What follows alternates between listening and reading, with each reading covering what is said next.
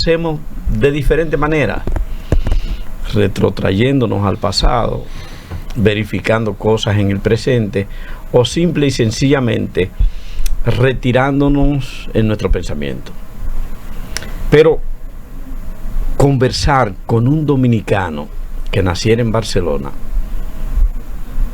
que se graduara de economista en la Universidad Autónoma de Santo Domingo, que decidiera no ejercer la carrera de economista apenas meses después que se recibiera en la licenciatura, que asumiera además el compromiso de la enseñanza de lo aprendido, que en su carrera también asumiera la urgencia y la necesidad de formarse a todos los niveles, no es fácil de encontrar. Pero cuando se trata además de uno que se ocupa de orientar, de persuadir, de encarrilar ovejas descarriadas, de preocuparse por la espiritualidad, por lo que afecta a la gente más allá de sus condiciones físicas de salud, en un tiempo y un momento en que lo que más necesita la gente es orientación y consejo, en un tiempo como el que vive la humanidad, en que se ha deshumanizado, en un tiempo en que los valores de alguna manera han quedado tirados en el camino, cobra mucho más valor dialogar, conversar y recibir entre uno, a uno que se siente como de uno, a pesar de que él, en su categoría, en su condición de orientador espiritual de muchos, pudiera tal vez decir: ¿cómo aprovecho para decirle a tantos que van bien si yo sé que no estamos bien? Nosotros vamos a conversar con el obispo de la diócesis de Baní, que entraña San José de Ocoa, San Cristóbal, el teólogo, el economista Víctor Emilio Masalles Pérez. Caramba. Bienvenido. Gracias, muchas gracias por la invitación. Con mucho gusto estoy aquí compartiendo. Nací en Barcelona y fue por Trujillo. Sí, pero fue una casualidad. Exacto. Después volvimos de una vez desde que... Ya me sorprendía que había perdido el acento con mucha esa dominicanidad, con mucha profundidad. O sea, usted no muestra nada del acento. No. Me crié con mangulla, rey bichuela. y además educado en la UAS. Eso fue una gran escuela, de las mejores escuelas que había. Monseñor, en los años 70. Monseñor, usted que ha visto este país caminar en tránsito de momentos distintos, porque justamente estudiar en la UAS durante los 12 años que marca de una manera, proseguir después de esos 12 años de 1978, justo de 1978, empezar un poco más tarde una carrera como cura, seguir una carrera en la iglesia. Ha visto por lo menos 4 periodos distintos del dominicano, tanto en su vida material como en su vida espiritual.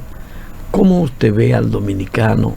¿Cómo usted ve a sus compatriotas ahora? Bueno, yo veo a la República Dominicana como un país que, a grosso modo, ciertamente ha crecido en los últimos 40 años de una manera extraordinaria y muy diferente a cómo ha crecido los demás países de América Latina. Sí. A mí lo que me preocupa mucho es también que se ha quedado rezagado un número enorme de personas en esta carrera de crecimiento. la distribución del ingreso es demasiado, se va ensanchando cada vez más y quedan un montón de dominicanos rezagados en la historia, excluidos. O sea, eso es preocupante. O sea que el crecimiento es de desear, el crecimiento económico. Cada vez las personas van teniendo, el poder adquisitivo va aumentando. Sin embargo, esa exclusión de cantidad de dominicanos es preocupante, porque la posibilidad de hacer una especie de trabajo de redistribuir el ingreso cada vez se hace más difícil. Y entonces esto es lo único. Entonces el dominicano se ocupa mucho de cada uno de su situación. Hay poca capacidad de entenderlo a nivel comunitario o a nivel social o a nivel de nación. Cada uno busca resolver su problema. Entonces es obvio que el que más sabe resolver su problema lo resuelve. Sí, entonces, pero hay un montón de personas que necesitan del trabajo, del subsidio social, del trabajo del ayudar a las personas a un estatus que pueda correr con la nación. ¿Por qué? Porque bien, va subiendo el precio de la canasta familiar, va subiendo y a veces se estanque, va subiendo, pero cada vez son muchas las personas que van quedando sin que esa canasta familiar puedan llegar a suplir.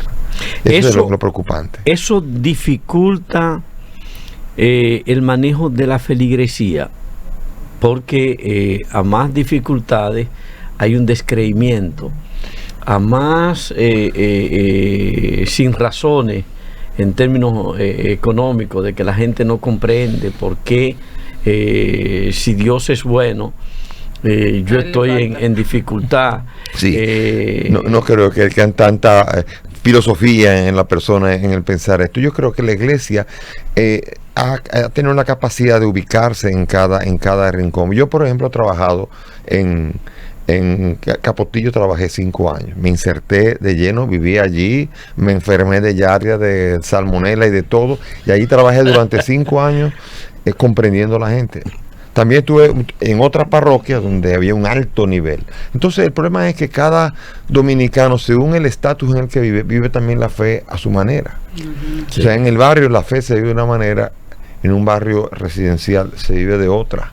Entonces esa es la dificultad y también el desafío de poder hacer que la fe trabaje para esa fraternidad. Eso con la experiencia, padre Masalles, que usted ha registrado en la convivencia con la comunidad, especialmente en los barrios populares del Distrito Nacional, ¿qué opinión tiene usted sobre la posibilidad de que la comunidad organizada, inclusive con el apoyo de la propia iglesia y de otros actores sociales, incluyendo también al sector empresarial, se involucren más directamente en los temas que tienen que ver con la solución de algunos problemas puntuales, desarrollando tal vez lo que podría considerarse como la revolución de las pequeñas cosas?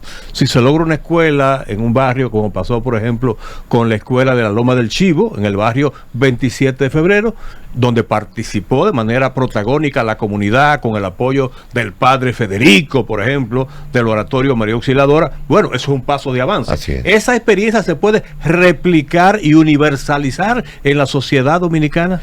Sí, la iglesia tiene el deber de intentar coordinar, como lo ha hecho muchas veces, pero eso no sustituye la obligación del Estado. No, claro.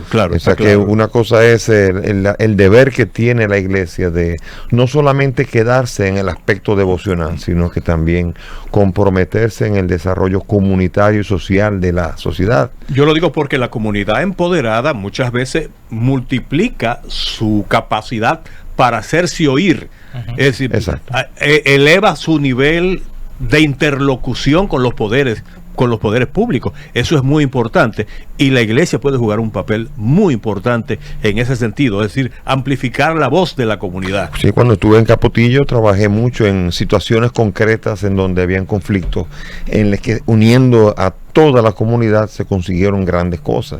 O sea, yo tengo grandes satisfacciones del trabajo de coordinar, porque el problema es que la iglesia no es la actriz, sino la coordinadora.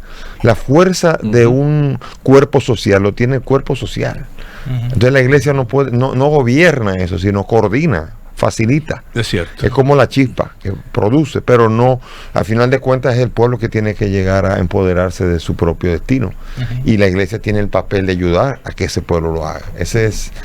Por eso fue lo que ocurrió en en Chivo y en diferentes lugares, porque no es que el sacerdote es el que lo hace, pero que el sacerdote es el que tiene que facilitar de que esto ocurra. Es una guía. Y si no ocurre, entonces la iglesia pierde una gran parte de su misión. Hey, qué bueno. En el caso particular, usted inició tocando un tema sensible y es el bienestar social de los dominicanos y de las dominicanas. ¿Qué falta en República Dominicana? Y lo digo porque nosotros tenemos políticos con discursos grandilocuentes y gente que parece que sabe lo que va a hacer, sabe lo que quiere, al fin y al cabo no terminan dándonos todo lo que nos prometen en campaña, pero tenemos gente que ya tiene un poquito de experiencia gobernando y una sociedad un poquito más madura, o sea, un sector empresarial también más próspero. Entonces, ¿qué entiende que hace falta en la República Dominicana para entrar en ese ciclo de más equidad, más equitativo, de que el progreso o el bienestar de ese crecimiento económico, por ejemplo, que se refleja en la República Dominicana, le pueda llegar a esa sociedad? Me imagino que lo dice por la experiencia de haber trabajado entre pobres, entre ricos, entre clase media, y lo vive y lo ve. Sí, yo creo que hay un problema grande que es a nivel político. Sí. La política. La política es una trampa en nuestro país, porque se trabaja muchas veces teniendo que ayudar, pero al mismo tiempo cuidar los votos para la reelección. Entonces, en ese trabajo es todo es muy difícil todo ello. Entonces, ¿qué pasa? Que la política, hay un gasto político aquí enorme. Sí. O sea, el gasto que se hace aquí en política, aumentando además los puestos de los diputados. Aquí hay una cantidad de diputados y de senadores que no existen en ningún país de una manera tan extraordinaria como aquí. Y eso representa un gasto tremendo. Y mucha gente que vive del Estado, que vive de la botella, que vive de estar pegado. Y entonces eso hace que genera parásitos. Genera personas que no trabajan, sino que se pegan. Y entonces, de esa manera, no se produce lo que se llama la necesidad de un engranaje social que produzca también. Porque tiene que estar basado en una producción. La economía tiene que estar basado en un proceso en el que no se meta a las personas a tener un salario político, sino a procesos de desarrollo en los cuales las personas puedan producir y beneficiarse de lo que producen. ¿Y sería partícipe entonces de que se reduzca esa matrícula de diputados de alguna manera? O sea, que se busque. Pero nosotros tenemos diputados hasta ultramar, que sí, tenemos diputados por todos lados. Sí. Si llegamos a la luna, pondremos diputados en la luna también. Nosotros estoy seguro que no faltará, de los primeros diputados será el de República Dominicana. Masayes, usted es una persona que públicamente siempre ha tenido temas muy definidos. Y hablando de legisladores, también ha hecho un llamado muy constante al tema de lo que sería la reforma del código. Y lo hace de una manera constante. ¿A qué usted le atribuye que todavía, a la fecha, nosotros no podamos tener ese código penal que tanto necesitamos y además reconociendo de que la pelota se la tiran entre los legisladores, los políticos, la sociedad, y a la iglesia también le tiran una pelota? O sea, dicen como si tuvieran todos una responsabilidad uno y otro para que al final no se terminara aprobando. Bueno, hablando de la última, del último proyecto que está todavía, hubo una legislatura extraordinaria y la iglesia pidió, por favor, que salga el código. Necesitamos un código. Y hasta febrero salió finalmente en esa legislatura extraordinaria que el Senado finalmente votó un código. Ya es el que salga. Sí. Ok. Pasó a la Cámara de Diputados. Comenzó la legislatura en febrero. Esta en la que estamos. Sí, pero febrero. Y va a acabar el 26 de julio. De julio. No se ha votado ni una sola vez. O sea, la pregunta más bien es al presidente de la Cámara de Diputados o al que esté incidiendo en él, pero la pregunta, porque yo en los últimos tweets me quejo de dónde está, quién es, cuál es la mano que tiene detenido esto, cuál es la mano, porque no lo sabemos. O sea, créanme que no es la iglesia quiere que haya código y claro, tiene sus opiniones acerca de Entonces se le ha acusado a la iglesia de que ella es la chantajista, de que ha metido. No, la iglesia, la mayoría de la gente es católica y le hace caso a la iglesia dice, pero la iglesia tendrá obligación de respetar el código que salga en un proceso democrático. El problema es que ese proceso democrático está estancado. ¿Y a quién se le pregunta entonces? ¿Dónde está el misterio de que desde febrero hasta ya estamos iniciando julio? Ya estamos iniciando julio casi. Sí, ya. O sea que ya estamos aquí. Sí, estamos 27. Y no se ha ventilado ni una sola vez en la Cámara. ¿Qué hacemos?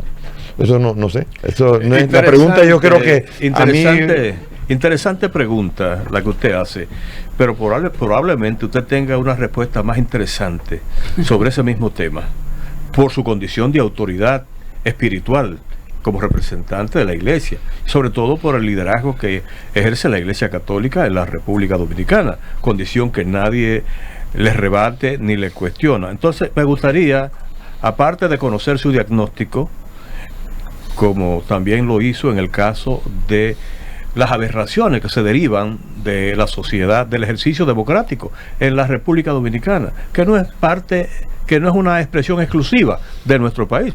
Se da también, se ha dado también en Venezuela, se ha dado en Argentina, se da en Perú, en fin. Vamos a decir que esas son condiciones casi intrínsecas del modelo de democracia que nosotros hemos manejado en las últimas décadas en América Latina, para no irnos demasiado lejos.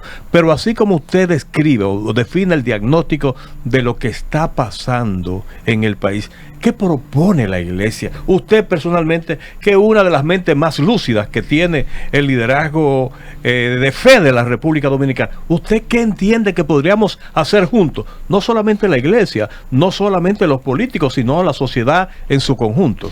Perdón, estamos conversando en un diálogo muy preciso con Monseñor Masalles, obispo de Baní, San Cristóbal y Ocoa, que mucha gente no sabe que esa arquidiócesis ocupa los 3 territorios. Más de 1 millón de personas. Sí, más de porque San Cristóbal tiene 800.000 y mal contados. Adelante. Bien, aquí hay un problema de base que es educativo. Es un problema y a largo plazo.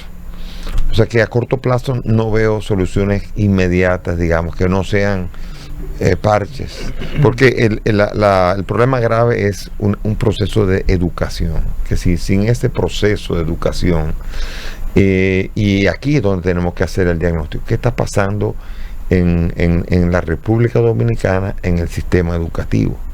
¿Y por dónde deberíamos comenzar entonces? Bueno, ¿Por qué fase del sistema educativo dominicano deberíamos comenzar? Le voy a explicar lo que es mi parecer, ¿no? Yo creo que a nuestro país no le falta ni matemáticas, ni ciencias, ni sociales, ni nada. Eso se da. Yo creo que hay un problema grave de ambiente escolar, que es el que daña la capacidad de asimilación.